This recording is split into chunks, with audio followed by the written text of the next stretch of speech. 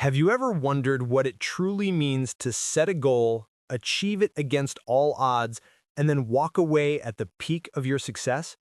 Imagine being so driven, so clear in your purpose that you accomplish everything you set out to do in just 4 years, and then simply step back into the shadows of history. That's the story of James K. Polk, the 11th President of the United States, born on November 2nd, 1795. His name might not roll off the tongue like Washington or Lincoln, but his impact is written across the map of America itself.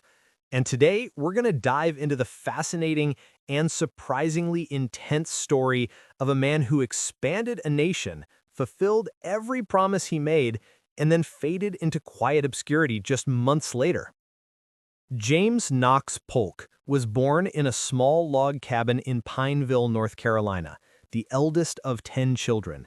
His family wasn't wealthy, but they were ambitious, restless, and tough. His father, Samuel Polk, moved the family to Tennessee, where land was cheap and opportunity wide open. The young James grew up in a frontier world that valued grit and hard work over privilege.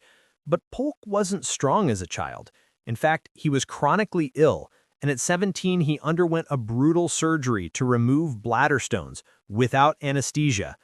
It's hard to imagine the pain, but it's even harder not to see the symbolism in that story.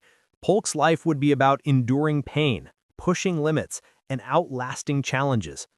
After recovering, he threw himself into education with a kind of vengeance, studying at the University of North Carolina and graduating with top honors. He was serious, methodical, and unrelentingly focused, a pattern that would define him forever. He studied law, entered politics, and soon caught the attention of another rising Tennessee politician, Andrew Jackson. Jackson, the fiery general turned president, saw something of himself in Polk: ambition, loyalty, and a touch of steel. Under Jackson's mentorship, Polk became known as Young Hickory, a nickname that tied him directly to Jackson's own Old Hickory.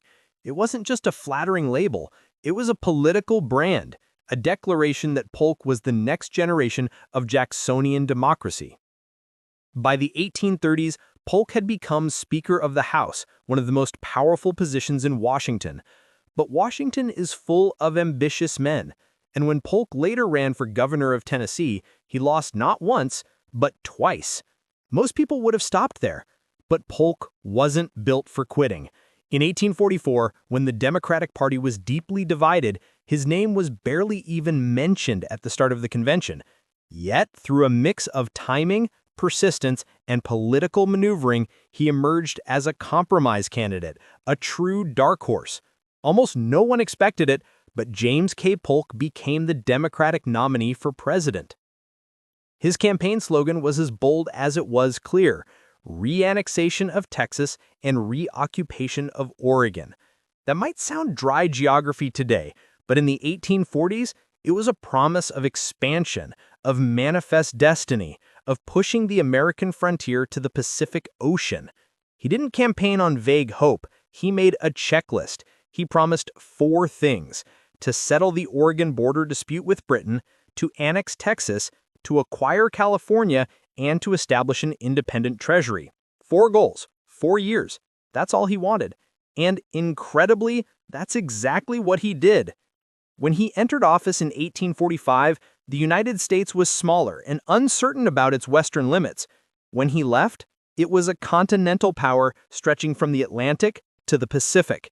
He negotiated with Britain to settle the Oregon boundary peacefully at the 49th parallel, avoiding war with one empire.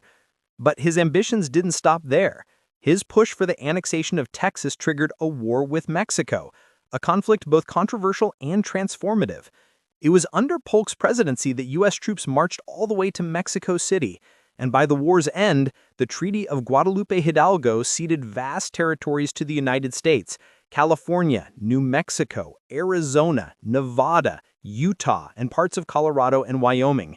Nearly a third of today's U.S. territory came under American control because of Polk's actions. Yet success came at a price. The war was divisive, bloody, and morally complex. Many Americans, among them a young congressman named Abraham Lincoln, criticized Polk for what they saw as an unjust war of aggression. The new territories also reopened fierce debates over slavery, debates that would ultimately tear the nation apart a decade later. Polk's victories were monumental, but they carried seeds of future conflict.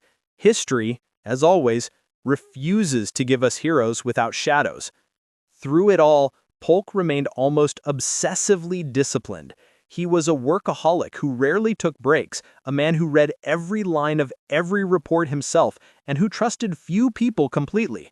Even his staff sometimes described him as cold and distant. But for Polk, this wasn't about charm. It was about mission. He believed that a president should be serious, focused, and efficient, not a showman. In an era of political drama and fiery personalities, he was a quiet storm. And true to his word, after one term, just 4 years, Polk stepped down. He didn't seek re-election. He didn't linger in power. He had checked every box on his list, fulfilled his campaign promises to the letter, and now he wanted to go home. It's almost poetic. How often in history do we find a leader who actually does everything they say they'll do and then willingly gives up the throne? But history can be cruel. Just 3 months after leaving office, Polk died of exhaustion and illness at the age of 53. Some say he literally worked himself to death. Today, James K. Polk is often called one of the most effective, forgotten presidents.